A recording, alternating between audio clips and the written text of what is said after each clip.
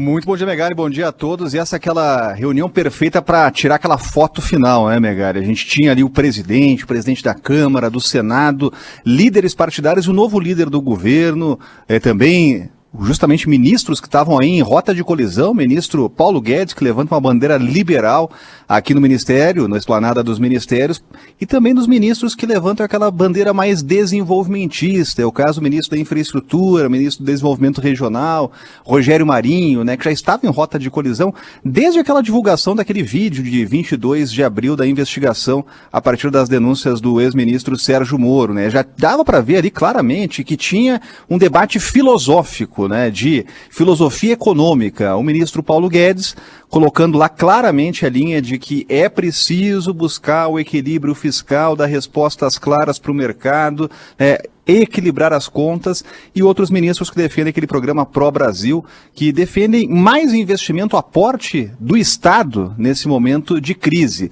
Agora, desse encontro, o mais importante é a palavra, realmente, não tem nada prático, né, mas é a palavra de que o presidente vai lá manter o teto de gasto. Não só o presidente, mas os presidentes da Câmara e do Senado, porque há propostas já apresentadas para driblar esse teto de gastos. E o alerta do ministro Paulo Guedes, que desencadeou toda essa crise. Por quê, Megali? Porque no momento que você não cumpre uma regra, que você dribla, ou fura o teto estabelecido, o teto de gastos, qual é o caminho para isso? Qual é a consequência possível? Segundo o ministro Paulo Guedes, claramente o impeachment. A gente viu isso na história recente. O que aconteceu com a pedalada fiscal? Né? Impeachment.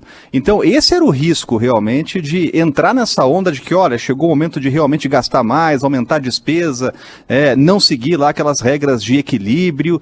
Então, muito claramente, os três presidentes deixaram bastante evidente que não vão desrespeitar o teto. O teto foi estabelecido no governo Temer para gerar esse equilíbrio fiscal. Agora, do ponto de vista prático, Megali, o que sai aí dessa reunião? Bom, vai sair uma proposta de emenda à Constituição, uma PEC, que vai reunir três propostas que já estão lá no Congresso Nacional, né, que vão funcionar como gatilhos, também como freios, para evitar o rompimento, aí o drible nesse teto de gastos. Essa proposta que vai surgir no Congresso Nacional, a partir de algumas que já existem, ela vai criar, por exemplo, o impedimento para aumentar salário de servidor, para criar novos cargos, para aumentar a política de benefícios, isenções políticas que não existem, né, para que as autoridades públicas não possam criar no momento de crise.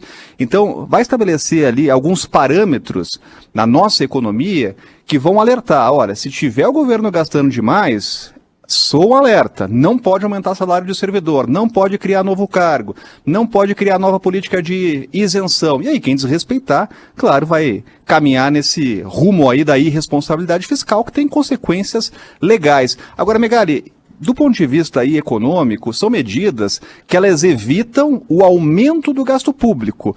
O que ninguém sinalizou é com a redução do gasto público, né? E só vão conseguir atacar a redução do gasto público com a reforma administrativa. E isso vai ficar ainda para o ano que vem. Ontem chegaram a falar, o presidente da Câmara, do Senado, olha, o Congresso está esperando a reforma do governo, vamos dar prioridade. Mas para isso o governo tem que apresentar, o presidente chegou a citar, o presidente Jair Bolsonaro chegou a citar nominalmente a reforma administrativa, mas não tem calendário, não tem prazo, por enquanto vai ficar só para o ano que vem mesmo. Nego, quando a gente fala de reforma administrativa, a gente está falando de uma reforma para lá de urgente. A gente fala de penduricalhos, daqueles benefícios absurdos para certas categorias, tudo isso aí se encaixa no espectro do bojo, diria Rogério Macri, da reforma administrativa. Ela é muito importante. Quando você diz que ela vai ficar para o ano que vem, quem está dizendo isso é o seu faro de jornalista, informação de bastidores, ou o próprio governo admitiu que para esse ano não tem mais? Aí é o próprio presidente, viu, Megali? O presidente, aliás, ele deu essa declaração numa entrevista que concedeu ao Band News TV, ao colega Marcelo D'Angelo, né, já admitindo que a reforma não ficaria para esse ano. Essa reforma estava pronta.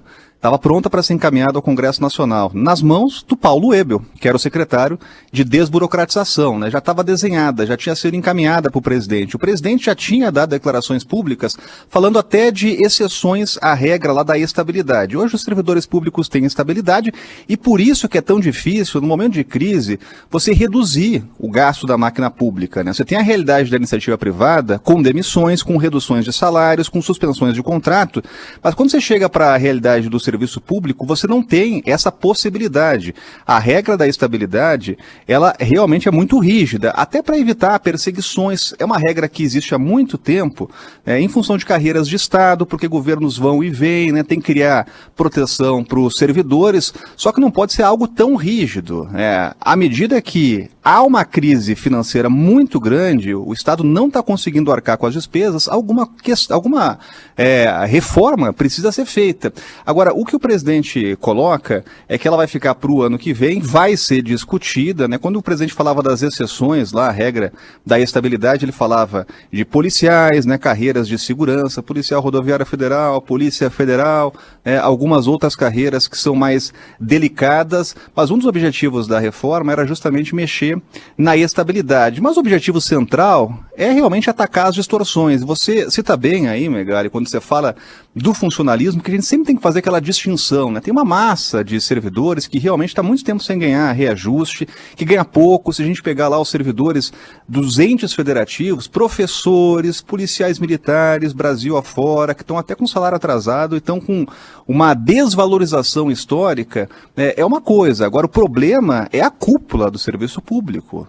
São categorias que ganham mais do que o ministro do Supremo. Por quê? Porque existem distorções. E uma das principais delas é a história do penduricalho, é do benefício, é o reajuste disfarçado. Você vai lá, aumenta o auxílio livro, o auxílio paletó, o auxílio moradia, e aí não cai na regra do abate-teto, né? Não cai na regra do teto salarial. E por isso você cria essas distorções, né? Então, essa é uma questão que precisa ser endereçada aqui pelas autoridades, porque aí sim você consegue combater a despesa pública, né? Essa regra de gatilhos, dessa PEC que está em tramitação no Congresso Nacional e vai ser prioridade, ela... Até amanhã, valeu! Valeu!